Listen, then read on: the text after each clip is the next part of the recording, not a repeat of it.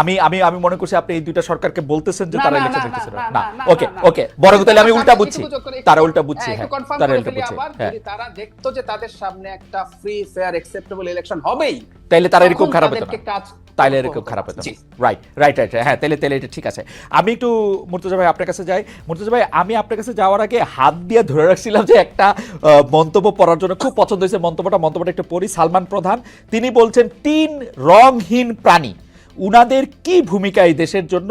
স্বাধীনতার 53 বছর পরে এসে দেশের এই অবস্থা, কামড়াকামড়ি বন্ধ হচ্ছে না, মাঝখান থেকে এই সব সুবিধাবাদী লোকজন কোটি কোটি দেশের টাকা হাতিয়ে নিচ্ছে।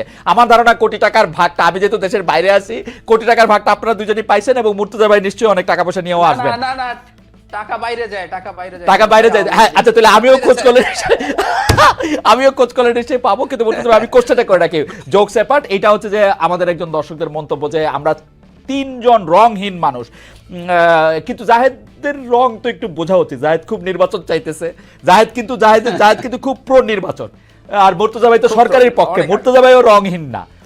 সুতরাং এটা একটা ভুল হয়েছে মনে হয়। যাই হোক, আমি মুর্তজা ভাই আপনার কাছে প্রশ্ন করতে চাই যে বিবিসি বাংলা সাক্ষাৎকারে আমাদের প্রধান উপদেষ্টা বললেন যে ভারতের সঙ্গে সম্পর্ক আমাদের খুব ভালো, কিন্তু ভারত থেকে বারবার সরাসরি বলা হচ্ছে নির্বাচিত সরকার না এলে সম্পর্কটা স্বাভাবিক হবে না। ভারত বাংলাদেশের বারবার নিরাপত্তা পরিস্থিতি, সংখ্যালঘু নিপীড়ন, অংশগ্রহণমূলক নির্বাচনের কথা বলছে।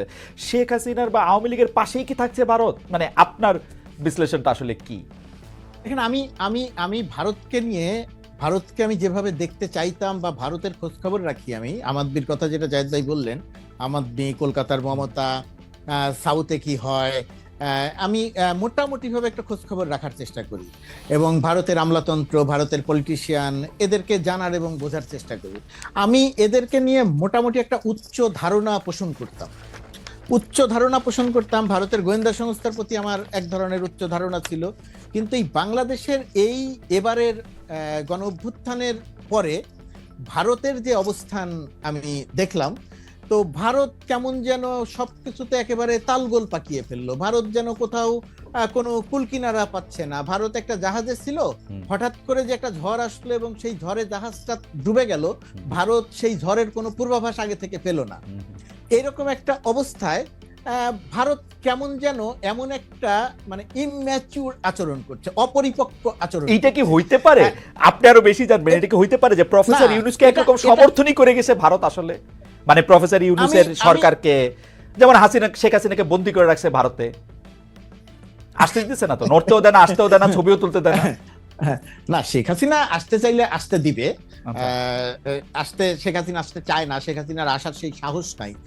ভাই, শেখ হাসিনা জাতিসংঘের হিসাব অনুযায়ী কমপক্ষে 1400 মানুষকে হত্যা করে পালিয়েছে। তো এই 1400 মানুষকে হত্যা করে পালিয়েছে শেখ হাসিনা, আবার তখনই আসবে যখন এসে শেখ হাসিনা আবার 14,000 মানুষ হত্যা করার মতো শক্তি নিয়ে আসতে পারবে। তো সেই শক্তির আপাতত কোনো সম্ভাবনা নাই, সেই কারণে আসবে না। তো আপনার যে কথা যে ভারত শেখ হাসিনার পক্ষে, ভারতের এই রাজনীতির জায়গাটা আমি বুঝতে পারছি না। আপনি খেয়াল করে দেখবেন যে এখন পর্যন্ত ভারতের যে সংবাদ, ভারতের যে তথ্য, সেই তথ্যে 5 তারিখে যে শেখ হাসিনার পতন হচ্ছে, 4 তারিখে যে মোটামুটি ভাবে নিশ্চিত হয়ে গেছে, আমি আর আপনি যতটুকু জানি ভারত ঠিক ততটুকুই জানে, ভারতের চেয়ে বেশি কিছু জানে না। ভারতের থেকে বেশি কিছু জানে না, তার প্রমাণ হচ্ছে যে পুরো ঘটনায় সে আকস্মিকভাবে বলে না যে হতবিহ্বল হয়ে যাওয়া, কিং কর্তব্য বিমূঢ় হয়ে যাওয়া, ভারত সেই কিং কর্তব্য বিমূঢ় হয়ে গেছে। এখন ভারত এতদিন পর্যন্ত বলতো যে বাংলাদেশের নির্বাচন অভ্যন্তরীণ বিষয়, পররাষ্ট্র সচিবকে পাঠিয়ে দিত, এরশাদকে নিয়ে যায়, এরশাদকে বোঝাও সে যেন নির্বাচনে আসে। ডিজিএফআই এরশাদকে হাসপাতালে ভর্তি করবে, সেই নেতৃত্বের সঙ্গেও ভারতের একটা অবস্থান থাকতো। আর এখন ভারত প্রতিদিন বলে যে বাংলাদেশে একটা ইনক্লুসিভ নির্বাচন লাগবে, নির্বাচিত সরকারের সঙ্গেই সম্পর্ক তৈরি হবে।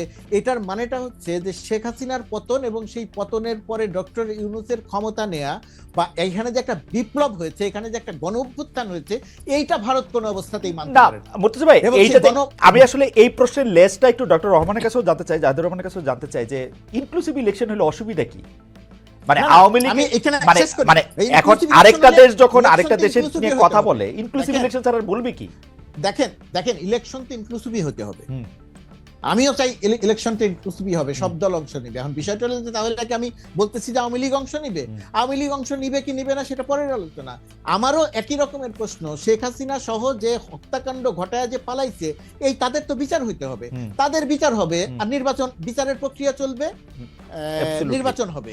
তো নির্বাচন হবে, সেই নির্বাচনে আওয়ামী লীগের যদি ধরেন শেখ হাসিনার যদি শাস্তি হয়ে যায়, তো এখন শেখ হাসিনার শাস্তি হয়ে গেলে আওয়ামী লীগ অংশ নেবে। এখন সরকারের তো ওই দায় পড়বে নাই যে বিশেষ বিবেচনায় শেখ হাসিনাকে বলবে ঠিক আছে তোমার শাস্তি হয়েছে, তবুও তুমি নির্বাচন করো। শেখ হাসিনার বিচার হবে, আরো 10 জনের বিচার হবে, শাস্তি হলে শাস্তি হবে, শাস্তি না হলে বের হয়ে আসবে। আর আওয়ামী লীগ যদি নির্বাচনে অংশ নেয়, তাহলে আওয়ামী লীগের তখনকার যে নেতৃত্ব, সেই নেতৃত্ব বলবে যে আমি এখন আমার নেতা আমি এখন নির্বাচনে অংশ নিতে চাই। তখন যদি তাকে নির্বাচনে অংশ নেওয়ার সুযোগ দেওয়া না হয়, তখন যদি বলা হয় না তুমি অংশ নিতে পারবে না, তখন হয়তো আমি সরকারের থেকেও সরকারের বিরুদ্ধে কথা বলবো। কিন্তু সেরকম পরিস্থিতিতে এখানে নাই। সুতরাং নির্বাচন তো সব দলের অংশগ্রহণই হতে হবে, ওকে, এটা তো সবারই কথা। কিন্তু ভারতের কথাটাকে আমি আলাদা করে বলছি কেন? বলছি এই কারণে যে ভারত শেখ হাসিনার পতন হয়েছে, তার যে কমফোর্ট জোন সেইটা সে মানতে পারছে না। শেখ হাসিনার কমফোর্ট জোন চলে গেছে, সেটা অতীত, সেটা আর কখনো ফিরে আসবে না। কিন্তু এখন যারা আছে, ভবিষ্যতে যারা আসবে বা এখন যারা আছে, তাদের সঙ্গেও যে তার একটা কমফোর্ট জোন তৈরি হতে পারে, ভারত এই চেষ্টাই করছে না। এইটা আমাকে বিস্মিত করছে। ওকে, আমি ভারত প্রসঙ্গে নিশ্চয়ই ডক্টর জাহিদ কিছু বলবেন। আমি প্রশ্নটি করে রাখি, প্রসঙ্গটি এনে রাখি, সেটা হচ্ছে যে সেনাপ্রধানের বক্তব্য নিয়ে খুব একটি আলোচনায় আসে। অনেকে সেনাপ্রধান এবং সরকার প্রধানের মধ্যে এক ধরনের কি বলে ক্ষমতার দ্বন্দ্ব দেখতে পাচ্ছেন। কেউ কেউ বলছেন যে ওয়াকার আর ইউনুস একসাথে থাকা দরকার নাই, তাইলে যেই সুইং হবে সেই সুইং আমরা সামলাতে পারবো না। ডক্টর জাহিদুর রহমান। আসবো ভারতের ব্যাপারে একটু বলি। আপনি যে বলছিলেন যে অন্তর্ভুক্তিমূলক বলার সমস্যা কি আছে, মানে কিছুটা সমস্যা তো আছে। আবার যেহেতু ইন্টারন্যাশনাল পলিটিক্স এবং জিওপলিটিক্স এর একজন মোটামুটি মনোযোগী ছাত্র আমি, তাই আবার অবাক হই না।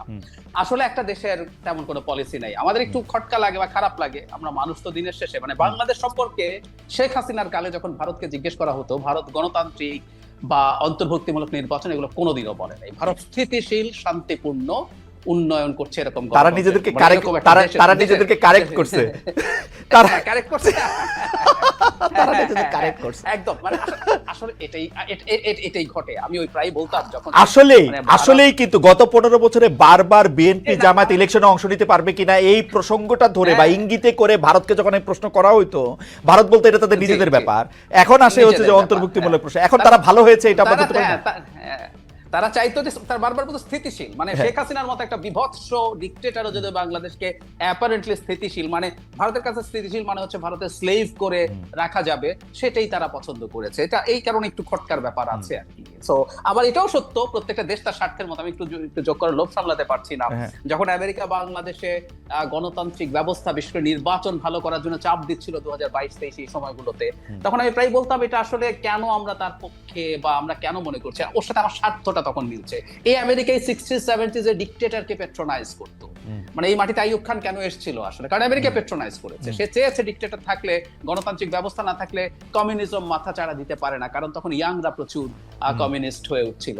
আর এখন আমেরিকা দেখছে যদি ডিক্টেটর থাকে সে রাদা চায়নার দিকে চলে যায়। সুতরাং এখন সে তার গণতন্ত্র যে ব্যবস্থা, আমি বাইডেন ডক্ট্রিনের কথা বলছি, তো এই ব্যাপারগুলো স্বার্থের সাথে, সুতরাং এগুলো পাল্টাতেই পারে, সেটা ঠিক আছে। কিন্তু ওই যে বললাম, ভারতের ক্ষেত্রে সমস্যাটা অন্য একটা জায়গায়। ভারত আসলে জেনুইনলি ফিল করছে না। আমি যদি কম্পেয়ার করি চায়নার সাথে, চায়নাও কি শেখ হাসিনার পক্ষে ছিল না? 2018 সালে সোনার নৌকা ছিল না? কিন্তু চায়নাকে দেখেন, সে খুব দ্রুত হাসিনা যে পরাজিত এবং হাসিনা যে একটা লায়াবিলিটি, নতুন যে শক্তিটা এখন আসছে সামনে বাংলাদেশের পলিটিক্যাল স্ফিয়ারে, এই হাসিনা বিরোধী যে শক্তিটা কাজ করবে, তার সাথে সেই সম্পর্ক তৈরি করার জন্য সর্বোচ্চ চেষ্টা করছে। ঠিক এই জায়গাটাতেই হয়তো প্রবলেম। আমরা বলছি না চায়না হতে হবে, হাসিনাকে হাতে তুলে দিতে হবে, আমি জানি ভারত এটা অ্যাফোর্ড করতে পারে না, কিন্তু আমাদের সাথে একটা ওয়ার্কিং রিলেশনশিপ তৈরির মতো যখন চেষ্টা করে না, এবং অন্তর্ভুক্তিমূলক বলার মাধ্যমে যখন আওয়ামী লীগকে সে পুনর্বাসনের একরকম চেষ্টা হচ্ছে বলে মনে হয়, সেটা মানুষের কাছে খারাপ লাগে। সেটা এভাবে একটু সেনাপ্রধান প্রসঙ্গে একটু আসবেন কিনা?